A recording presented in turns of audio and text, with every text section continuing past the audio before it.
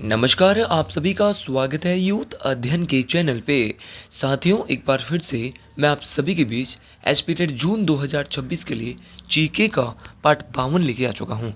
Part 52 का जो पहला क्वेश्चन है कि भारत में प्रथम रेलगाड़ी कब चलाई गई थी। तो अगर बात करें भारत में प्रथम रेलगाड़ी की, तो ये रेलगाड़ी जो चलाई गई थी वो आपकी 16 अप्रैल 1853 को चलाई गई थी। इस बात को आपने डिटेल से याद रखनी है। तो भारत की पहली रेलगाड़ी 16 अप्रैल 1853 को चलाई गई थी, ये बात मोस्ट इम्पॉर्टेंट है।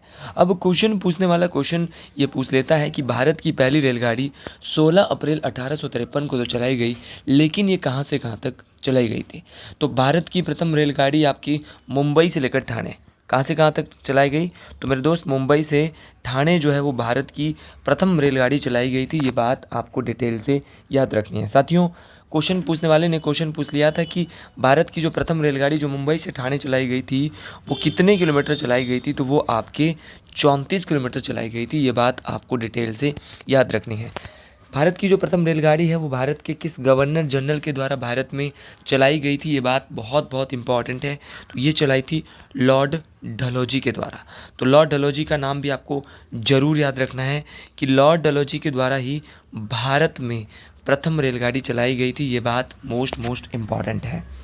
अगर बात करें लॉर्ड डलहौजी की, तो इनका कार्यकाल कब से कब तक था। तो ये क्वेश्चन बहुत बार परीक्षा में पूछा गया। तो 1848 से लेकर 1856 तक भारत में लॉर्ड डलहौजी का कार्यकाल था। साथियों, बात करें लॉर्ड डलहौजी की, तो इनके द्वारा व्यवगत का सिद्धांत होता है हड़प की नीति, जिसको डॉक्ट्रिन ऑफ लैप्स भी कहा जाता है। तो कई बार ये क्वेश्चन टेट में आया है कि व्यवगत का सिद्धांत किस गवर्नर जनरल ने लाया है।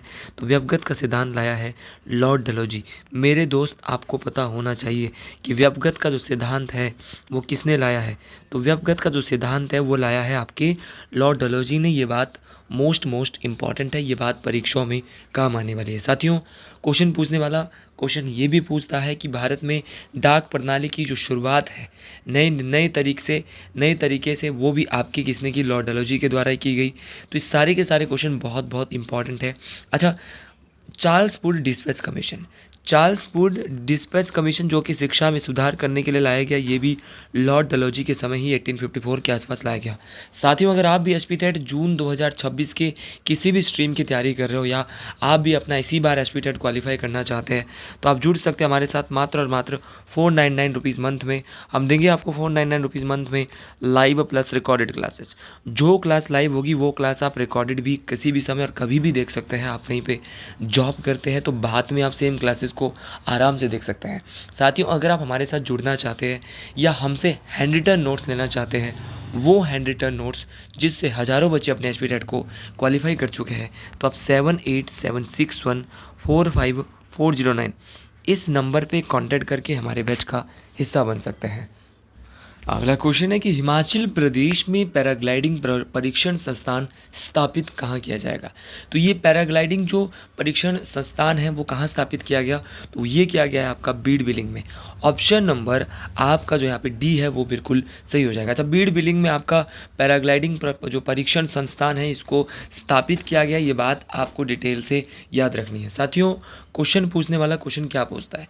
अब क्वेश्चन पूछने वाला क्वेश्चन पूछता है कि बीड़ बिलिंग में आपका पैराग्लाइडिंग जो परीक्षण संस्थान है उसको स्थापित किया गया, ये आपके कहाँ है। तो ये आपका हिमाचल प्रदेश के कांगड़ा जिले में स्थित है, ये बात आपको डिटेल से याद रखनी है। साथियों, क्वेश्चन पूछने वाला क्वेश्चन पूछता है कि आपका हिमाचल प्रदेश की राजधानी कहाँ पर है। अब हिमाचल प्रदेश की राजधानी शिमला में है। चलो, ये तो सब बच्चों को आ जाएगा, बहुत आसान क्वेश्चन है। लेकिन हिल क्वीन के नाम से किसे जाना जाता है। तो हिल क्वीन के नाम से आपका शिमला को जाना जाता है, ये बात आपको डिटेल से याद रखनी है। साथियों, ये क्वेश्चन बहुत इंपॉर्टेंट है, कई बार ये क्वेश्चन परीक्षाओं में पूछा गया है। अच्छा, क्वेश्चन पूछने वाला क्वेश्चन क्या पूछता है कि कांगड़ा जिले का मुख्यालय कहाँ पर है। तो बात करें कांगड़ा जिले की, तो कांगड़ा जिले का मुख्यालय आपका धर्मशाला। तो कांगड़ा जिले का जो हेडक्वार्टर है वो आपका धर्मशाला में है। ये क्वेश्चन कई बार पूछा गया है। धर्मशाला वही जो कि धर्मगुरु जो दलाई लामा है जिनका अस्थायी मुख्यालय है। तो धर्मगुरु दलाई लामा कहाँ रहते हैं, उनका अस्थायी मुख्यालय कहाँ पर है। तो धर्मशाला में है। धर्मशाला को मिनी लहासा या छोटा लहासा के नाम से भी जाना जाता है। ये क्वेश्चन बहुत इंपॉर्टेंट है। क्वेश्चन पूछने वाले ने क्वेश्चन एक बार ये भी पूछ लिया था कि जो आपका डलहौजी है वो किस ज़िले में? तो डलहौजी जो है आपका हिमाचल प्रदेश के चंबा ज़िले में। ये क्वेश्चन कई बार पूछा गया है। आपका क्वेश्चन पूछने वाले ने क्वेश्चन एक बार ये पूछ लिया था कि दुनिया का सबसे ऊंचाई पर स्थित क्रिकेट मैदान कहाँ पर है? तो वो चायल में है, और चायल में है उसका। चायल आपका किस ज़िले में पड़ता है? तो चायल आपका हिमाचल प्रदेश के सोलन ज़िले में। भाई बेसिक बातें आपको पता होनी चाहिए, ये सारे क्वेश्चन बहुत बहुत इंपॉर्टेंट है। हिमाचल प्रदेश के किस ज़िले में भारत का केंद्रीय आलू अनुसंधान संस्थान है? तो केंद्रीय आलू अनुसंधान संस्थान हिमाचल प्रदेश के कुफरी में है। ये बात आपको डिटेल से याद रखनी है। साथियों, मेरी वॉइस प्रॉब्लम हो गई है, कुछ दिन हो गए हैं, जिस कारण मैं शुरुआत में तो वीडियो नहीं डाल रहा था। अब मैं वीडियो आपके बीच डालता हूँ तो थोड़ा सा वॉइस थोड़ी सी चेंज है। अब लगभग थोड़ा ठीक हूँ, इसीलिए आपके बीच वीडियो बनाने आया हूँ। पिछले कुछ दिनों से 3 या 4 दिनों से मैं लक्ष्य सीरीज चला रहा हूँ यूट्यूब पे, वो तो लगातार चल रही है, लाइव चलाता हूँ, लेकिन ये वीडियो जो है इसमें परफेक्टनेस के साथ वॉइस चाहिए। अब थोड़ा ठीक हूँ, इसीलिए आपके बीच आया हूँ। हर एक दिन कोशिश करता हूँ कि आपके लिए बेस्ट दे पाऊँ। मेरे साथी, मेरा एक ही मकसद है कि मुझे एसपी टेट ही नहीं बल्कि हिमाचल प्रदेश के हर एक बच्चे को बेहतरीन तरीके से पढ़ाना है। इसलिए आप इस चैनल को ज़्यादा से ज़्यादा भाई बहन तक शेयर करें। अच्छा, बात करें मेरे साथी, आपका बात हो रही थी भारत के केंद्रीय आलू अनुसंधान संस्थान की, जो कि कुफरी शिमला में है। लेकिन एक बार ये पूछ लिया था कि आपका जो सिरमौर ज़िले का मुख्यालय है वो नाहन में। चलो समझ गए, बहुत आसान क्वेश्चन है। एक बार क्वेश्चन पूछने वाले ने क्वेश्चन ये पूछ लिया था कि नाहन शहर की स्थापना किसने की? तो सिरमौर के राजा होते थे करम प्रकाश। तो राजा करम प्रकाश के द्वारा ही नाहन शहर की स्थापना की गई थी। ये बात आपको डिटेल से याद रखना है। ये वही नाहन शहर है जहाँ पर लिंटन मेमोरियल है। क्या है दोस्तों, ये टेट में सबसे फेवरेट क्वेश्चन है कि लिंटन मेमोरियल कहाँ पर है? तो लिंटन मेमोरियल आपका हिमाचल प्रदेश के सिरमौर के नाहन में स्थित है। ये बात आपको मोस्ट इम्पॉर्टेंट तरीके से याद रखनी है। आपका रानीताल बाग है, आपका लिंटन मेमोरियल है, आपका शीश महल है, ये सब नाहन में है। ठीक है, एक बार क्वेश्चन पूछने वाले ने क्वेश्चन क्या पूछ लिया था कि आपका जो तो आलू अनुसंधान संस्थान है, central potato research institute, CPRI तो कुफरी में है, लेकिन आपका CSIR कहाँ पर है? पहले तो CSIR की फुल फॉर्म पता होनी चाहिए, जो कि अक्सर आधे बच्चों को नहीं पता होती। तो इसका पूरा नाम है Council of Scientific Industrial Research. तो Council of Scientific Industrial Research जो है ये आपका पालमपुर में पड़ता है। ये बात आपको याद रखनी कि CSIR कहाँ पर है? तो काउंसिल ऑफ आपका scientific Industrial research Palampur Kangra में है। उसी प्रकार आपका CRI कई बार पूछा गया है। बात करें CRI की, तो CRI की जब मैं बात करता हूँ तो CRI का पूरा नाम है साथियों आपका सेंट्रल रिसर्च इंस्टीट्यूट। ये आपका कसौली में है। तो CSIR कसौली में है, आपका CSIR पालमपुर में है। कसौली कहाँ पड़ता है? सोलन में। ठीक है, तो CRI आपका केंद्रीय अनुसंधान संस्थान आपका कहाँ पर है? ये आपका कसौली सोलन में है। आपका बहुत बहुत इम्पॉर्टेंट जो हमने बात करी, आपका CSIR ये आपका पालनपुर में, और CPRI central potato research institute आपका कुफरी में। तो ऐसे छोटे छोटे क्वेश्चन, बेहतरीन क्वेश्चन आपको पढ़ के पेपर में जाना होगा। अगला क्वेश्चन है कि चिनाब नदी का वैदिक नाम क्या है? अगर बात करें चिनाब नदी की, तो चिनाब नदी का जो वैदिक नाम है वो क्या है? बहुत बहुत इंपॉर्टेंट है। तो चिनाब नदी का वैदिक नाम है अस्कनी।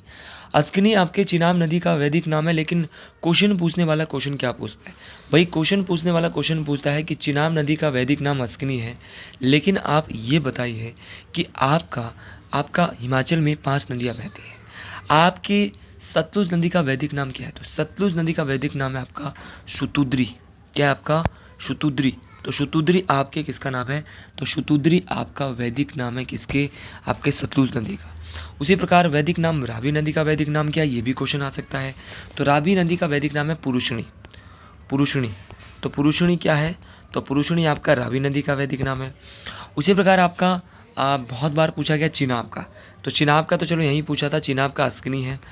उसी प्रकार कई बार क्वेश्चन पूछा जाता है आपका, कई बार पूछा है कि व्यास का वैदिक नाम क्या है? तो व्यास का वैदिक नाम है अर्जकिया। तो अर्जकिया व्यास का वैदिक नाम है। ये बात आपको डिटेल से याद रखना है। और यमुना नदी का वैदिक नाम क्या है? तो यमुना नदी का वैदिक नाम है कालिंदी। साथियों, अगर आप भी बेहतरीन तरीके से तैयारी करना चाहते हैं तो आपको इतना ही डिटेल से पढ़ना होगा, इतना इंपॉर्टेंट तरीके से हर एक चीज़ को जानना होगा, तब जाके महादेव की कृपा से बात बनने वाली है। कि हिमाचल की सबसे लंबी नदी कौन सी है। तो हिमाचल की जो सबसे लंबी नदी है वो है आपकी सतलुज नदी। अब सतलुज नदी की लंबाई कितनी है, ये क्वेश्चन टेट परीक्षाओं में कई बार पूछा गया है। सतलुज नदी की लंबाई लगभग 320 किलोमीटर है। सतलुज नदी की भी बात करें तो इसका उद्गम जो है वो कहाँ से होता है, तो सतलुज नदी का उद्गम मानसरोवर झील राकसताल, मानसरोवर झील राकसताल से सतलुज नदी का उद्गम होता है। ये बात आपको डिटेल से याद रखनी है। साथियों, मानसरोवर झील राकसताल से जो है वो सतलुज नदी का उद्गम होता है और ये हिमाचल प्रदेश में कहाँ पर एंटर करती है, तो हिमाचल प्रदेश में इसका जो ये एंटर कर रही है सतलुज नदी, वो कहाँ पर एंटर करती है, ये क्वेश्चन कई बार आपके परीक्षा में पूछा जाता है। तो किन्नौर के शिपकी दर्रे से, तो किन्नौर के शिपकी दर्रे से हिमाचल प्रदेश में ये एंटर करती है सतलुज नदी। उसी प्रकार आपका चिनाब नदी की लंबाई कितनी है, ये क्वेश्चन कई बार पूछा गया है। तो चिनाब की लंबाई हिमाचल में लगभग 122 किलोमीटर है। उसी प्रकार आपका बात करें चिनाब के अलावा यमुना की लंबाई बहुत कम है, 22 किलोमीटर के आसपास यमुना की लंबाई है। उसी प्रकार आपका रावी नदी की लंबाई कितनी है, तो रावी नदी 158 किलोमीटर है। क्वेश्चन पूछने वाला क्वेश्चन पूछ सकता है कि ब्यास नदी की लंबाई कितनी है, तो ब्यास की है 256 किलोमीटर। तो एक एक करके मैंने आपको सभी नदियों की लंबाई बता दी और सारे क्वेश्चन बहुत बहुत इंपॉर्टेंट है, सभी क्वेश्चन परीक्षाओं में बार बार पूछे जाते हैं। चलिए जी अगले क्वेश्चन की ओर बढ़ते हैं। अगला क्वेश्चन है कि हिमाचल प्रदेश का सबसे बड़ा ग्लेशियर कौन सा है। तो हिमाचल प्रदेश का सबसे बड़ा ग्लेशियर आपका बड़ा शिगड़ी है। ये क्वेश्चन ना जाने टेट परीक्षाओं में कितने बार पूछ लिया गया है। हिमाचल प्रदेश का सबसे बड़ा ग्लेशियर हिमाचल के किस जिले में है, क्वेश्चन ये भी पूछा जा सकता है। तो ये हिमाचल प्रदेश के लाहौल स्पीति जिले में है। इस ग्लेशियर की जो लंबाई है वो लगभग 25 किलोमीटर के आसपास है। ये बात आपको डिटेल से याद रखनी है। साथियों, क्वेश्चन पूछने वाला क्वेश्चन पूछता है कि बड़ा शिगड़ी ग्लेशियर हिमाचल प्रदेश का सबसे बड़ा ग्लेशियर है। ये हिमाचल प्रदेश के लाहौल स्पीति जिले में है, लेकिन क्वेश्चन ये पूछा जाता है कि जो आपका बड़ा शिगड़ी ग्लेशियर है वो ये आपका 25 किलोमीटर लंबा है, ये किस घाटी में है लाहौल स्पीति की। तो बड़ा शिगड़ी ग्लेशियर आपका लाहौल स्पीति की चंद्रा घाटी में है। ये क्वेश्चन भी आपको डिटेल से याद रखना है। साथियों, उसी प्रकार आपका बात करते हैं लाहौल स्पीति की चंद्रा घाटी की, तो चंद्रा घाटी में ही आपका गेफांग ग्लेशियर है, कई बार पूछा गया है। गेफांग के अलावा आपका चंद्रा ग्लेशियर, तो चंद्रा घाटी में ही होगा चंद्रा ग्लेशियर, ठीक है। उसी प्रकार आपका कुल्टी ग्लेशियर, तो कुल्टी ग्लेशियर, गेफांग ग्लेशियर और बड़ा शिगड़ी ग्लेशियर, ये सारे के सारे ग्लेशियर लाहौल स्पीति की चंद्रा घाटी में है। ये बात आपको बेहतरीन तरीके से डिटेल से मोस्ट इम्पॉर्टेंट तरीके से याद रखनी है। इसीलिए सभी क्वेश्चन मोस्ट इम्पॉर्टेंट है, ये सभी क्वेश्चन परीक्षाओं में काम आने वाले हैं। एक बार टेट में बहुत प्यारा क्वेश्चन पूछ लिया था कि लेडी ऑफ केलोंग क्या है। तो लेडी ऑफ केलोंग एक प्रकार का हिमनद है, एक प्रकार का ग्लेशियर है जो कि लेडी के आकार का है, जो कि लाहौल स्पीति की भागा घाटी में देखने को मिलता है। ये बात आपको डिटेल से याद रखना है। तो लाहौल स्पीति की भागा घाटी में है लेडी ऑफ केलोंग ग्लेशियर। मेरे भाई, क्वेश्चन पूछने वाला क्वेश्चन क्या पूछता है, क्वेश्चन पूछने वाला क्वेश्चन पूछता है कि इसकी आकृति कैसी है। तो लेडी ऑफ केलोंग ग्लेशियर की आकृति एक महिला की जैसी है, जब से बर्फ़ पिघल जाती है तो महिला की आकृति जैसा दिखाई देता है।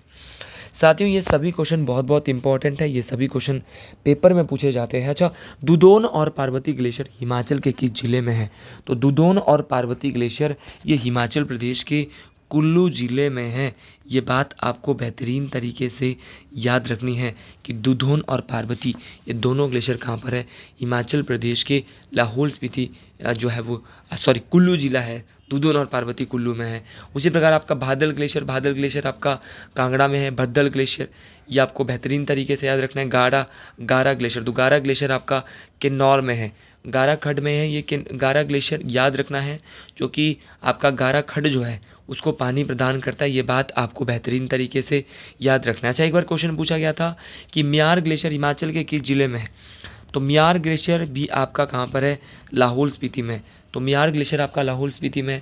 एक बार क्वेश्चन पूछने वाले ने क्वेश्चन पूछा था, बहुत ही प्यारा क्वेश्चन था कि आपका जो हिमाचल प्रदेश में जो शिगड़ी ग्लेशियर है उसकी खोज किसने की।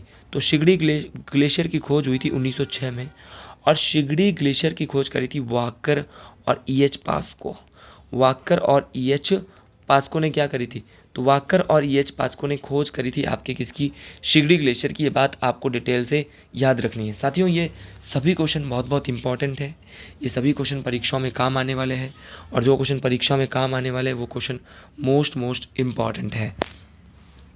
अगला क्वेश्चन है कि डॉक्टर यशवंत सिंह परमार के राजनीतिक गुरु कौन थे? अगर बात करें डॉक्टर यशवंत सिंह परमार के राजनीतिक गुरु की, तो इनके राजनीतिक गुरु जो थे वो थे आपके चौधरी शेर सिंह जंग। ऑप्शन नंबर सी यहाँ पे बिल्कुल सही हो जाएगा। बात करें डॉक्टर यशवंत सिंह परमार के कौन है, ये कहाँ से है, तो ये हिमाचल प्रदेश के सिरमौर ज़िले से थे। अच्छा, सिरमौर ज़िले में भी कहाँ से थे? तो सिरमौर ज़िले के भी बागथन गांव से। सर, इतना अंदर इनके बारे में क्यों बताए जा रहे हो भाई? एग्जामिनर क्वेश्चन पूछने वाला क्वेश्चन पूछता है कि सिरमौर ज़िले के बागथन से थे, इन्हीं को हिमाचल प्रदेश का निर्माता। तो हिमाचल प्रदेश का निर्माता किसको कहते हैं? तो डॉक्टर यशवंत सिंह परमार को कहा जाता है। साथियों, अगर बात करें डॉक्टर यशवंत सिंह परमार की, तो ये हिमाचल प्रदेश के प्रथम मुख्यमंत्री बने। 1952 में ये हिमाचल प्रदेश के पहले मुख्यमंत्री बने और लगातार 4 बार हिमाचल प्रदेश के मुख्यमंत्री रहे। लगातार 4 बार हिमाचल प्रदेश के ये मुख्यमंत्री रहते हैं, ये बात आपको डिटेल से याद रखनी है। इनकी 2 किताबें हैं, एक है it's proper shape and status. तो Himachal Pradesh it's proper shape and status, ये बुक किताब भी डॉक्टर यशवंत सिंह परमार की है। हिमालय पॉलेंड्री, ये किताब भी किसकी है? ये किताब भी डॉक्टर यशवंत सिंह परमार की है। ये सभी क्वेश्चन बहुत बहुत इंपॉर्टेंट है, सभी क्वेश्चन परीक्षा में पूछे जाते हैं। और इन्होंने सिरमौर में जो है उप न्यायाधीश के रूप में भी, यहाँ पे मजिस्ट्रेट के रूप में भी काम किया है सिरमौर की कोर्ट में। तो ये बहुत बहुत इंपॉर्टेंट है। सिरमौर के डिस्ट्रिक्ट कोर्ट में ये सभी क्वेश्चन परीक्षा में पूछे जाते हैं। भागमल सोथा कौन है? भाई, बात हो रही है भागमल सोठा की। ये भागमल सोठा आपके हिमाचल प्रदेश की एक आंदोलन हुआ था, धामी आंदोलन। धामी आंदोलन से धामी गोलीकांड जो हुआ था वो जुलाई 1939 के आसपास हुआ था, उससे संबंधित था। और उसका नेतृत्व जो किया था धामी आंदोलन का, वो किया था भागमल सोथा ने। ये बात आपको बेहतरीन तरीके से याद रखना है। ये जो है वो आपके जो भागमल सोथा है वो हिमाचल के किस ज़िले से संबंध रखते थे? तो शिमला के जुबलधार से ये संबंध रखते थे। अब बाबा काशीराम की बात करें, कौन है ये व्यक्तित्व? बहुत बड़ा व्यक्तित्व है बाबा काशीराम। इनके बारे में जितनी ज़्यादा बात करें उतना ही कम है, लेकिन एग्ज़ाम में जो बात इनके बारे में होती है उसकी बात करते हैं। बाबा काशीराम को पहाड़ी गांधी और आपका दूसरा नाम दिया गया था पहाड़ा दा बुलबुल। पहाड़ी गांधी जो इनको कहा गया था, वो पंडित जवाहरलाल नेहरू ने एक गदड़िया जनसभा हुई थी, वहाँ पर इनको, इसी गदड़िया जनसभा में इनको पहाड़ी गांधी की एक उपाधि दी थी। और इनको पहाड़ा दा बुलबुल कहा था, वो कहा था सरोजनी नायडू ने। ठाकुर रामलाल, ये कौन व्यक्तित्व है? भाई साहब, ये वो व्यक्तित्व है जो कि हिमाचल प्रदेश के जहाँ पे दूसरे मुख्यमंत्री वाई.एस. परमार के बाद अगर बनते हैं तो ठाकुर रामलाल बनते हैं। रोहित ठाकुर जो हमारे हैं उनके दादाजी भी हैं ठाकुर रामलाल जी, और ये भी हिमाचल प्रदेश के ज़िले से संबंध रखते थे, आपके शिमला ज़िले से संबंध रखते थे। ये बात आपको बेहतरीन तरीके से, ये बात आपको डिटेल से याद रखना। इन्होंने एक बार राजा वीरभद्र सिंह को भी हराया था, तो ये बहुत बड़ी बात थी। ठाकुर रामलाल जी एक बहुत बड़े नेता थे, आपको बेहतरीन तरीके से याद रखना है। ये जुबल के बरथाटा गांव से संबंध रखते थे, जुबल तहसील की। और याद रखना है, ये हिमाचल प्रदेश के 2 बार मुख्यमंत्री बने थे, ठीक है। और देन उसके बाद इनको क्या बना दिया गया? एक राज्यपाल बना दिया गया था आंध्र प्रदेश का। तो सभी साथियों को आज के लिए इतना ही। और वीरभद्र सिंह को इन्होंने 1990 में हरा दिया था, क्योंकि बाद में ये 88 में जनता पार्टी में चले गए थे कांग्रेस से। तो आज के लिए इतना ही। वीडियो अच्छी लगी है तो कमेंट बॉक्स में ज़रूर लिखें हर हर महादेव। वीडियो को ज़्यादा से ज़्यादा शेयर करें, चैनल को सब्सक्राइब करें। सभी साथियों को हर हर महादेव।